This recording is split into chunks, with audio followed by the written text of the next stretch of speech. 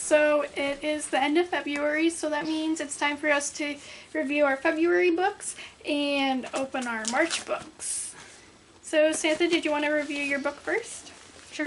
So I read The Birthday Girl by Melissa de la Cruz, and the reason Amanda chose this one was for me is because it was my birthday, so I turned 26 on the 15th of February. Did you not remember your birthday? I turned 26 on the 15th of February.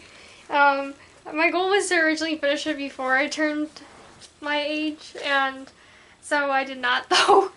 I just finished this book last week, but I finished it in time to do this video.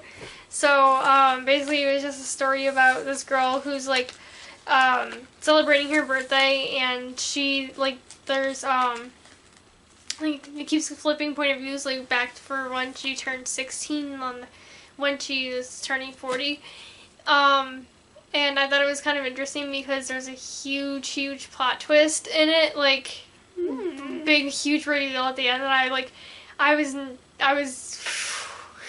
it was shocking. But I thought it was really well written, and it was actually kind of interesting because basically it took place, like, both points of view took place in the course of one day. So, like, the whole point of view from the 40-year-old was, like, all one day, and then the like, past was also just one day. Was it, like, all her birthday then? Yeah. Which was weird, because, like, the whole book was just, like, basically 2 different 24-hour periods, which was That's so weird. Like, I've never read a book like that before, so I thought that part was, well written and creative and unique, but, yeah. So, in case anybody wants to read it, I'm not gonna reveal what I still can't believe it, either. Like, I don't know, like, I had a certain thought the whole time, and then that was just, that was switched. That's so weird. It's hard to explain if you haven't read the book. Yeah. And without me revealing too much. But hopefully that intrigued you enough to make you go read it. Alright, stop slobbering on me. Okay, go ahead and open yours now. Oh, I thought you, okay. Do we know? I thought you normally reviewed yours first. I'll review mine then. I forgot. So I finished this book 2 days ago. I was judging you so hard. I actually had a hard time getting into it. It was a romance. I don't generally like romance. Until I hit it took me forever to get to page 40, which is where I started on 2 days ago, and then I read this much 2 days ago. But then it finally started picking up, and it really reminded me of the show Never Have I Ever. I haven't finished watching that show yet, but it's definitely, which is kind of weird. Yeah, I know. It definitely kind of matches up with that. So I guess if you're a fan of the show, you should check this book out. It's almost kind of like a mystery book, because somebody's leaving her notes, and she's trying to figure out who it is. It reminds me of that one Netflix movie that just got released on Anonymously Yours. I haven't watched it yet, but I really want to. Kind of sounds like that. Yeah. Except I don't know if they're exchanging texts or notes, but I do want to watch that movie. It was really good, so you should If you've seen Anonymously Yours, drop it in the comments below and tell me how it is. Without giving any spoilers. Just overall vibe. Also, if you're wondering what's happening over here, it's Oliver.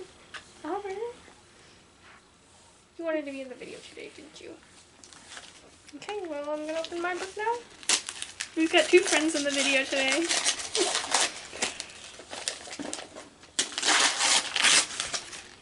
Ooh. Please scream inside your heart. Breaking news and nervous breakdowns in the year that wouldn't end. 3 years since 2020.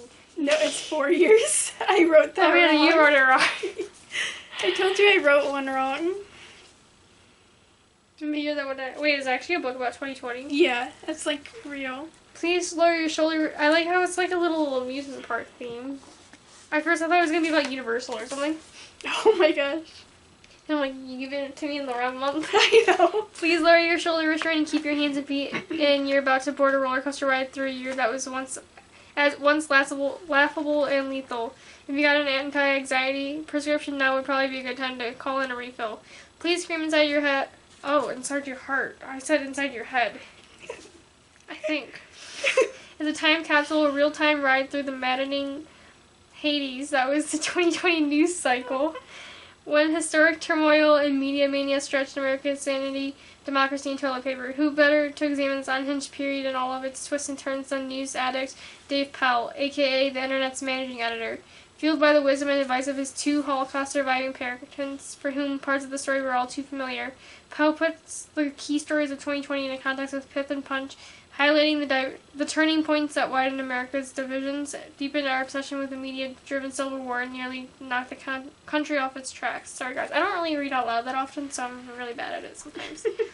Powell also examines the role of technology in society, how we somehow built the exact opposite of what we thought we were building. Why did the lies spread faster than the truth? How did our tech addiction contribute to the nightmare? Why do you feel a vibration in your pocket right now?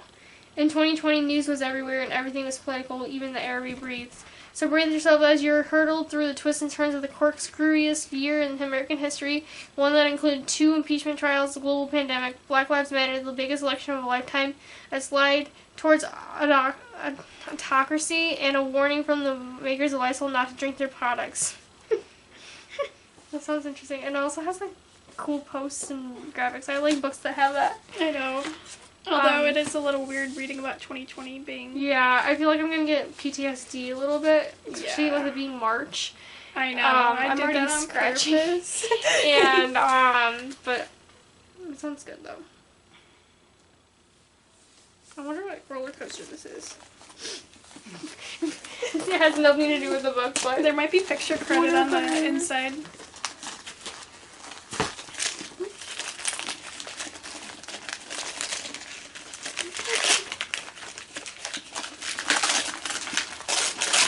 I don't even remember what I gave this. 7% of Roe Devereux. Sorry, I don't have reasons, but maybe once you read what it's about, I'll be able to tell you why I chose this one for March. Roe Devereux can predict your future. At least, the app she built for her senior project can. Inspired by the game MASH that she played as a kid, Roe's app can predict details about your life with 93% accuracy, like where you live and what your career will be. It can even match you with your soulmate. When MASH goes viral, an app developer swoops in to partner with Roe. It's her dream come true until she's matched with Miller, her ex-best friend, and the person who hates her the most in the world. Roe knows the code words. After all, she wrote it herself. But she and Miller haven't spoken in 3 years, so how can he be her match? Roe will do anything for MASH to succeed, including fake dating Miller, no matter what it costs them. But as MASH takes on a life of its own, Roe realizes it's affecting people more than she ever expected. She can't regain control. MASH might take her and everything she believes down with it. With a masterful, slow-burn romance at its core, this gorgeous and emotional debut novel explores the true cost of chasing your dreams. Sorry, it's another romance. I know, why'd you do 2 in a row? I don't know, but I think I chose this one because it said, because 7's like a lucky number and St. Patrick's Day is in March. I think that's why I chose that one. Also, this person's last name is Clover, I just realized. Oh my god. I didn't realize that when I bought the book or... I don't know, but look how fat my April one is. You're lucky. Oh, I might be going to Japan in April. Well, you'll have a nice flight to read that on. Hopefully it's a good one. I don't remember any. If it's a romance one, I'm not taking it with me. I think my April one's pretty medium-sized. I don't remember what it was. Yeah. So, thank you guys so much for watching. If you have any interesting books for us, please drop them in the comments below. And also, if you've ever read any of these books, please leave a review in the comments below.